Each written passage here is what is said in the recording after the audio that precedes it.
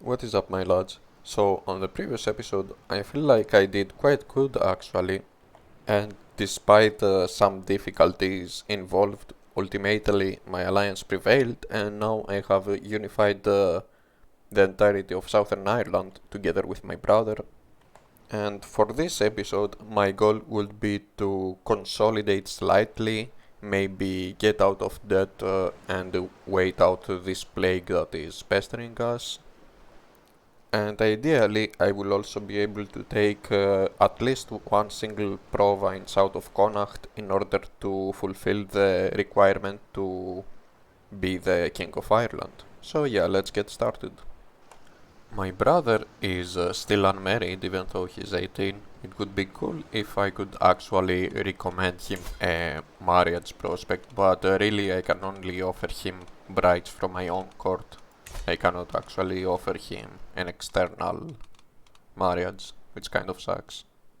That being said, I'm not really that worried about my brother anymore because I have three children of my dynasty, largely thanks to the wife, so it won't be a big problem. The possibility of dynastic extinction is no longer a significant threat. That being said, a thing that I noticed is that whenever I click on my character, for some reason I need to click to see my spouse. The first thing it shows is by Regent, who was my stepmother and she's dead. I wonder if that's a bug or something. It's really weird. But yeah, the wife has been quite fertile. She's only 25 and she has already given birth to three children. That's great. Plus, even better, I will get to inherit her titles with time. So, apparently, I still have a regent or something. Like, I never remember appointing this guy. Like, what the fuck? Why do I have fucking regency mechanics? Oh, you cannot end the regency because you have secluded? Like, what the fuck? Who came up with this? What is this? I never appointed this guy for anything. What the fuck? Nice job, Paradox. Epic. Incredibly amazing and immersive mechanic. Another thing is like, for example, now I want to end the isolation, so I click end capital isolation, selected action, and the button I need to press is isolate capital. Like, I wonder if they outsource the production of these events to end decisions to like third worlders or something. And likewise, in order to actually end the seclusion, you click the enter seclusion button. Truly incredible. And now that I am no longer in seclusion, I need to end the entrenched regency. Whoa. You know, not like I fully understand what all of this entails, it's just a modifier bloat. This thing, I also have to complain about this thing which blocks your a significant portion of your screen and even the fucking UI unless you click the button specifically. Like, these games are something else, dude. But yeah, I just blackmailed another fool and now I am out of debt. And apparently my brother must have fabricated a claim on Connacht, which is quite fortunate actually because this allows me to declare war on his behalf. That being said, I will wait just a little bit more. And apparently I just noticed that whenever I blackmail someone for money, I get 40 stress because I have the trusting trait. And apparently when you have the trusting trait, you cannot ask other people for money or something.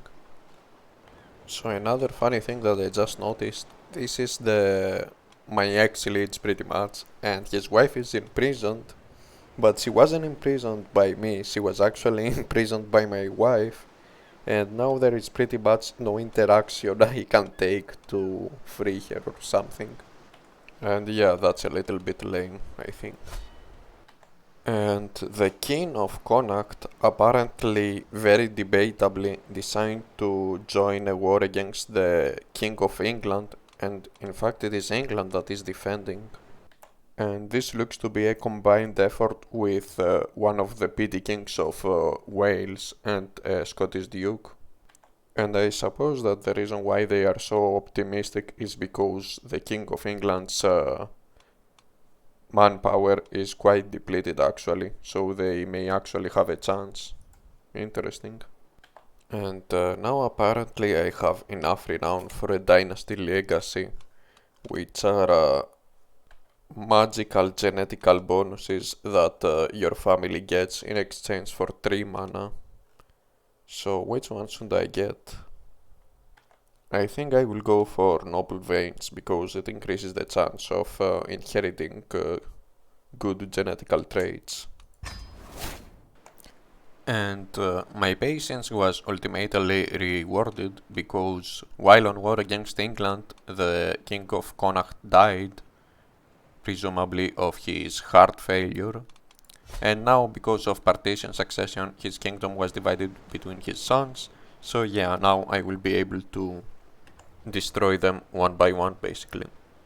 Interestingly, now I have lost the ability to call my brother to war because he is my vassal, which it's quite unimmersive actually. But yeah, that's the game for you. So this time I got lucky, I think, and I didn't have to chase them for too long. Thank God. But yeah, even though Wales joined them, they are obviously occupied with their war against England.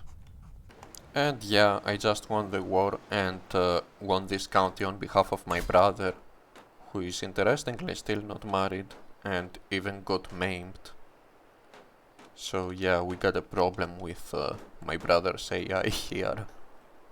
But who gives a shit about good AI when you can just be bombarded by events and pretend that there is an AI roleplay, that there is an AI around, and that characters have an agenda and are not just mindless drones that cannot even initiate a marriage.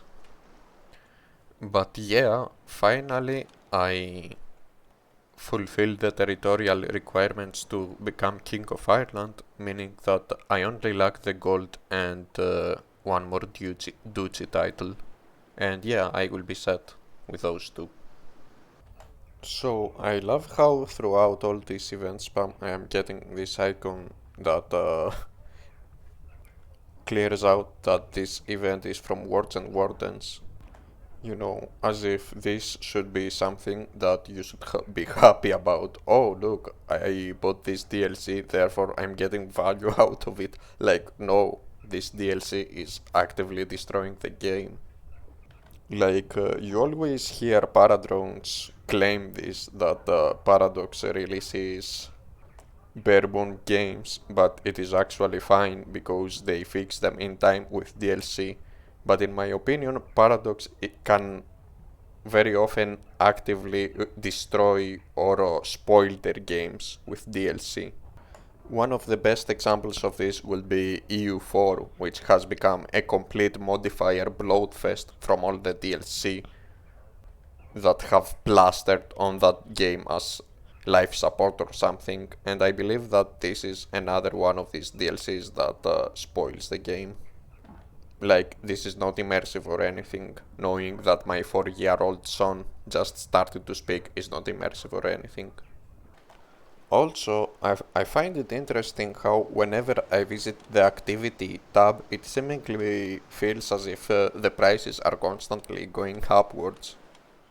As if it doubles every 5 years or something. Presumably it is scaled based on your income, which is another incredibly debatable decision in my opinion. But yeah, I presume that these are like end game tier things to do, because I cannot fathom anyone who is short on cash and needs to like scramble around to find money to ever waste their money on these. These are 100% just content to invest to when you are already done with a game and you already have more money than you can ever spend. So, my daughter is apparently the Countess of Leinster, and I'm just trying to understand what the fuck just happened. Like, when did this happen? When did I in fear of her? Like, how did I even get Leinster? Didn't I, like, fabricate a claim on it? Apparently it was granted on her. What? Let me watch the replay. Alright, so this is how it happened. Do you remember how I was talking about how these events literally destroy the game? Like, this is a prime example of it. If I didn't skim through this event and I actually read it carefully, I would have realized that this event was retarded enough and be completely context insensitive to the situation that this event was about making her a fucking vassal. A 15-year-old daughter becoming a vassal for whatever reason. A ruler's path. Oh my god, lads. Like, I am truly impressed at how horrible this game can get. It is incredible. And the worst part is that this game also happened to be a commercial success, so Paradox gets the message that whatever we did here was obviously good, so we should do it again, or we should double down on these practices. Meanwhile, the game is just barely playable. Unless you are capable of really turning your brain off, it is really hard to be able to tolerate all of this garbage. But yeah, at this point I will just grind for money in order to get the Kingdom of Ireland title and probably call it a day, like this is getting too much. And oh, let me just cancel this thing real quick, because this fucking decrepit old fuck lived to the age of 78. And can I even cancel what's about to happen? Yes, I can. Thank God. All right.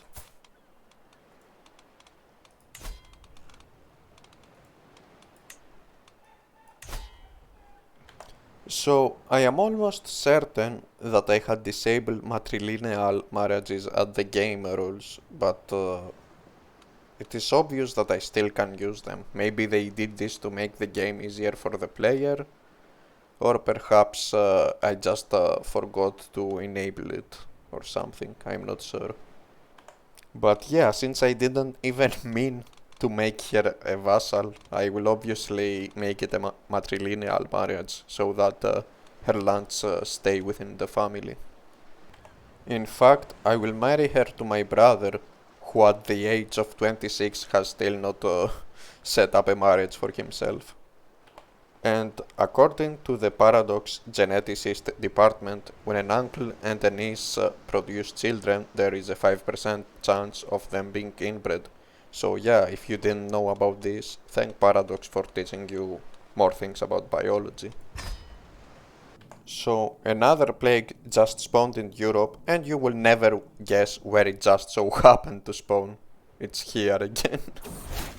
And soon it will travel all the way to my realm. And my bishop, who I had fabricating a claim in Ulster, managed to get the ducal title. And this is excellent actually, because the cost of creating a duchy or usurping one is almost equal to the cost of fabricating this claim, so I am actually saving a lot of money here. And this poor lad literally has no allies. He really has zero hope whatsoever. That being said, I do not have enough prestige mana to declare the war, so I will have to wait a little bit for at least a few months. I really love how the game is like you can negotiate an alliance with your daughter as a notification, even though alliances with vassals literally do nothing whatsoever. Also, I find it interesting how I constantly get the regent instead of the spouse whenever I click on a character. Like, I no longer have a regent, so I no longer get that. but she gets this guy, for example. But yeah, may as well declare the war now.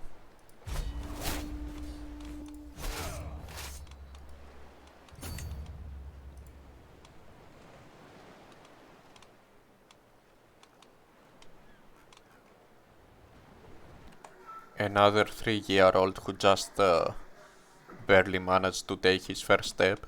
This one is quick too. Well, not very quick with walking, obviously. And about the Leinster thing that happened previously to me, just imagine constantly being bombarded from events from wards and wardens like that. Like, if you don't know them all, obviously you are going to inevitably end up doing something stupid, like making your daughter a vassal. Like, I don't like these events, I don't like reading them, they are horrible. Why does something like this even exist as a possibility? I don't get it. Anyways, looks like my brother finally kicked the bucket from all these years of being maimed. Which, it was a little bit of a waste. But now I will have to think about the daughter. And I think I will marry her off matrilineally with respect to genetics. And yeah, this guy has some good traits. He may end up being a good counselor, and he has the genius trait basically. So yeah, I will get him. And remember that we also have that dynastic trait that increases the chance of inheriting good traits like that. Alright, so not only is the North going to fall to me, but I also got a very lucky murder rumor against the Holy Roman Emperor. So now I will basically have enough money to immediately form Ireland once I secure this duchy. Alrighty, and now with 2 ducal titles I should be able to just coronate myself, right? Right.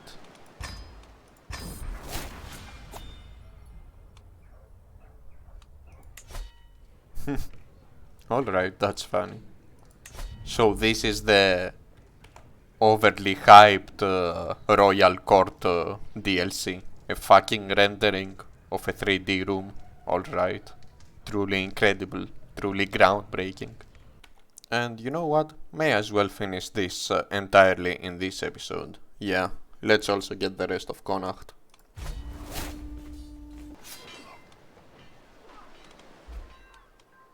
There we go.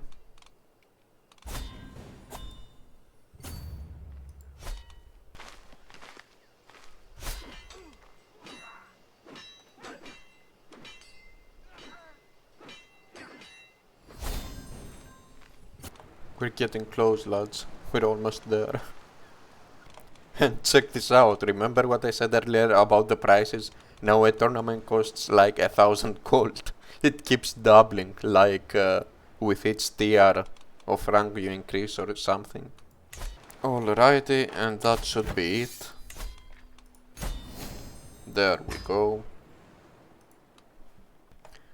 And yeah, by the first episode when I started this campaign, I would probably be thinking about stuff such as, replacing all of my vassals with Norwegian lords, or potentially launching expeditions against Brittany, Wales, Scotland, or even England.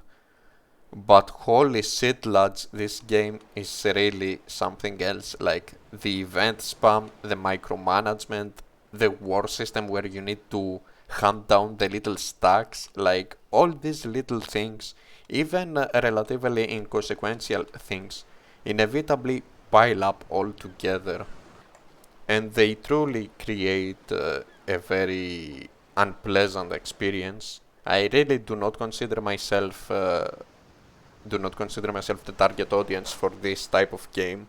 I did like Crusader Kings a lot when it released, especially at the first half of its development cycle, when I was, still hopeful and optimistic. And I would be looking forward for things such as complicated peace systems or better AI in order for the experience to be more immersive. And instead, I get to see the sequel of this game turn into a piece of fucking shit, with the entire game basically becoming a parody of the period it was meant to depict.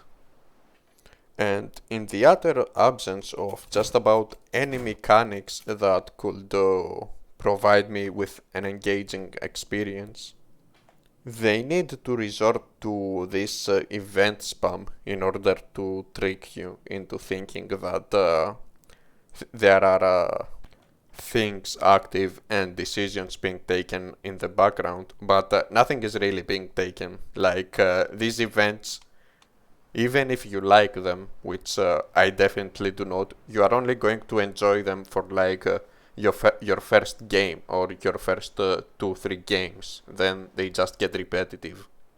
At some point, I was just trying to get rid of them as soon as possible because they were constantly interrupting my gameplay flow, and I ended up accidentally making my daughter a vassal, which, you know, she didn't end up being that bad, but it is still quite fucked up. Anyways, before ending this video, let me check out the rest of the world. Pretty typical stuff actually. Like, I really don't get why they insist so much on adding things east of Afghanistan. Like, the map could definitely end up somewhere along this line, and the result would be far better than whatever this shit is. Like, I don't get it. Same for Africa. Like, the line could be just about here, above Somalia, in order to make the circumvigation of Arabia possible. Nothing south of this line is needed, truly.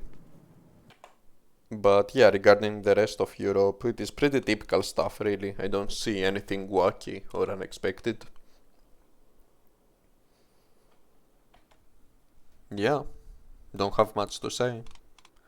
Anyways, lads, thanks for watching.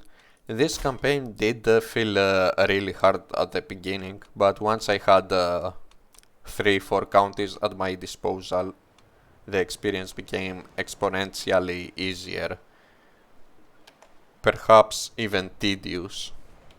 Since in wars, for example, the true challenge was trying to micro all those fucking armies that were trying to avoid you, with the event spam really not helping. And during peacetime, you basically just had to speedrun it at a maximum time passage in order to get enough money for your next claim fabrication. And yeah, that's not a particularly interesting experience for me. So, that run aside, it appears that Europa Universalis 5 was just announced. Well, not truly officially announced, but it is pretty much a certainty at this point. Like, I don't really expect it to be anything else.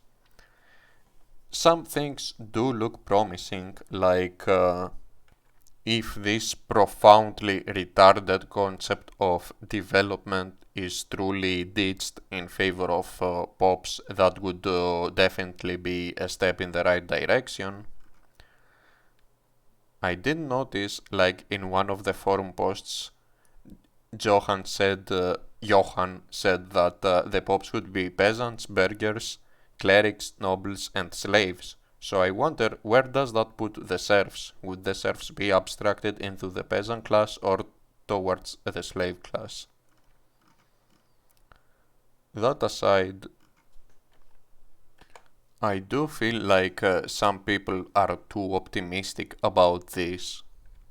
Like, Paradox has been dropping the ball for over a decade now, and Johan has been partially behind many of the failures that Paradox has been responsible for, largely, most notably, Imperator. So I am a little bit surprised that people are so optimistic about this. I mean, Paradox always finds a way to disappoint. Victoria 3 also had pops and it ended up being hot garbage. But yeah, looks like Johan is kind of defending the concept of a mission system personally, I found it beyond disgusting what they did to EU4 with missions. Another thing that Johan claims on the forums is that EU5 will have even more scripted events within its gameplay, which, it is not something that I actually have any strong beliefs regarding that. Because in order for scripted events to work out, they need an appropriate framework to support them, and whether Paradox will be able to deliver that framework or not, well, that remains to be seen.